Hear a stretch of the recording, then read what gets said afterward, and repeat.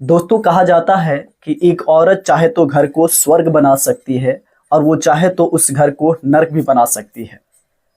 आज की एक भी घटना में कुछ ऐसा ही हुआ है। एक शादीशुदा औरत को गैर मर्दों की आदत हो जाती है और अचानक इस हंसते खेलते परिवार में एक व्यक्ति हमेशा हमेशा के लिए इस दुनिया को छोड़ के चला जाता है। जब इस केस की जांच होती है और जब इस केस की जांच होने के बाद लोगों को सच्चाई पता चलती है तो सभी लोग दंग रह जाते हैं। सबकी होशें उड़ जाती हैं कि क्या ऐसा भी हो सकता है। आखिर क्या हुआ था, इस घटना की पूरी सच्चाई जानने के लिए आप हमारे वीडियो को अंत तक जरूर देखें। नमस्कार, मैं हूं राज और आप देख रहे हैं क्राइम दुनिया की। दरअसल आज की घटना है राजस्थान के कोटा महावीरी नगर की। वहीं की रहने वाली एक लड़की जिसका नाम होता है पूनम प्रजापति। उसकी उम्र लगभग 20 से 22 साल की होती है। वो अभी पढ़ाई कर रही होती है, काफी इंटेलिजेंट और दिखने में खूबसूरत होती है।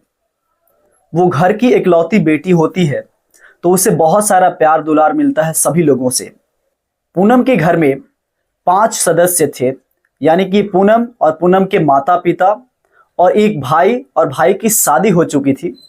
तो शादी हो जाने के बाद उसके भाई बाहर चले गए थे, काम करने लगे थे पैसा कमाने के लिए। अब वो बाहर ही काम करते थे तो घर पे टोटल 4 आदमी बचे थे, यानी कि पूनम और पूनम की भाभी और उसके माता पिता। 4 लोग बहुत अच्छे से अपने जिंदगी को व्यतीत कर रहे होते हैं। लेकिन अचानक एक दिन सभी लोग बैठकर डिनर करते हैं। रात्रि भोजन करने के बाद सुबह होते होते जो पूनम प्रजापति थी उसको बड़े ही बेरहमी से उसको मार दिया गया था।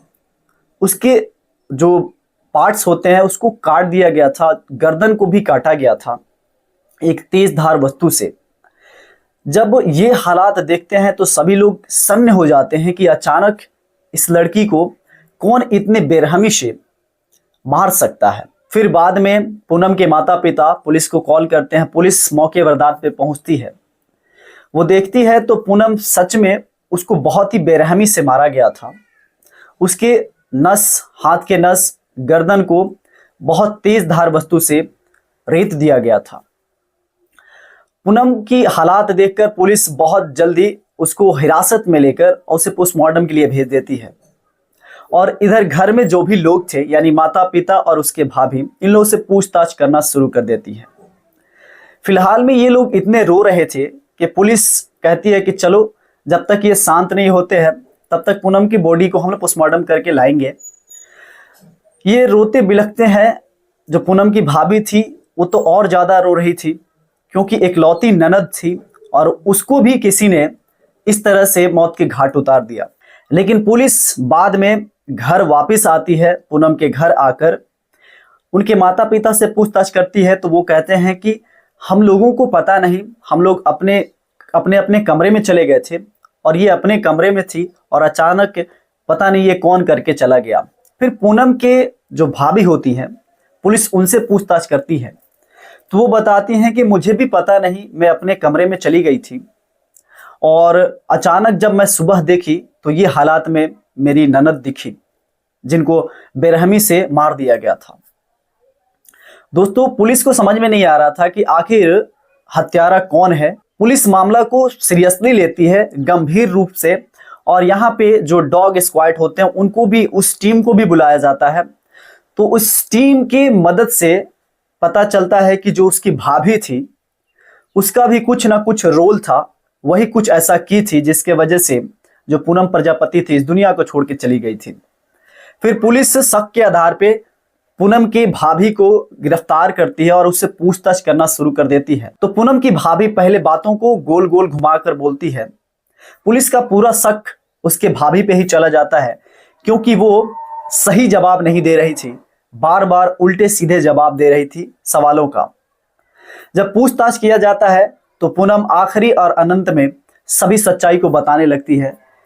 दरअसल पूनम के भाभी का अवैध संबंध था उसके मायके का ही एक व्यक्ति जिसका नाम होता है राजू प्रजापति, उसी से, और उससे हमेशा वो अवैध संबंध बनाती थी। इस बात की खबर पूरे मोहल्ले वालों को लग जाती है और धीरे धीरे ये बात पूनम को भी पता चल जाता है कि उसकी जो भाभी है वो किसी गैर मर्द के साथ रहती है। और यहाँ पे जो पूनम के माता पिता थे वो पूनम की शादी उसी राजू प्रजापति से फिक्स कर दिए थे, उसी से शादी करने को बोल रहे थे। तो जब पता चला था पूनम को कि उसकी शादी एक ऐसे व्यक्ति से हो रही है जो कि उसके भाभी के साथ रहता है, तो वो विरोध नहीं करती है और वो जिद पे अड़ जाती है कि मैं उसी से शादी करूंगी। और ये कतई पूनम के भाभी को पसंद नहीं था। वो चाहती थी कि पूनम की शादी कभी भी उसके प्रेमी यानी कि राजू प्रजापति से ना हो। और यही वजह था कि पूनम की भाभी एक दिन खाना बनाती है, डिनर के समय सभी लोग डिनर करते हैं, रात्रि भोजन करते हैं और सभी लोग अपने अपने कमरे में चले जाते हैं। फिर ये कॉल करके राजू प्रजापति यानी कि उस अपने प्रेमी को बुलाती है। घर पे बुलाने के बाद वो कहती है कि तुम पूनम को यहाँ से हटा दो, इस दुनिया से ही दूर कर दो। फिर ये दोनों मिलकर उस रात को पूनम की बेरहमी से हत्या कर देते हैं और पूनम की वहीं पे डेथ हो जाती है। ये उसे मारने के लिए एक तेज धार वस्तु का प्रयोग करते हैं, उसके हाथ के नस को और गर्दन को काट देते हैं और फिर जाकर अपने अपने कमरे में सो जाते हैं। जो आया था राजू प्रजापति वो तो चला जाता है, लेकिन जो पूनम की भाभी थी वो अपने कमरे में जाकर सो जाती है और ऐसा नाटक करती है कि लगे कि वो कुछ नहीं की है। वो पहले बहुत गुमराह करती है पुलिस को कि मैंने ऐसा कुछ भी नहीं किया है और पता नहीं कौन दूसरा आके ऐसा कर दिया है। लेकिन जब पुलिस के सामने ये सभी सच्चाई को बताती है तो पुलिस देर न करते हुए उस व्यक्ति यानी कि राजू प्रजापति को भी गिरफ्तार करती है और पूनम के भाभी को भी गिरफ्तार करती है।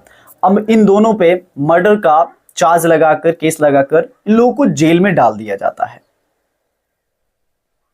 दोस्तों यहाँ पे पूनम की भाभी जिसको गैर मर्दों की लत थी, जिसके वजह से ये घर परिवार बर्बाद हो जाता है, बिखर जाता है और कहा जाता है।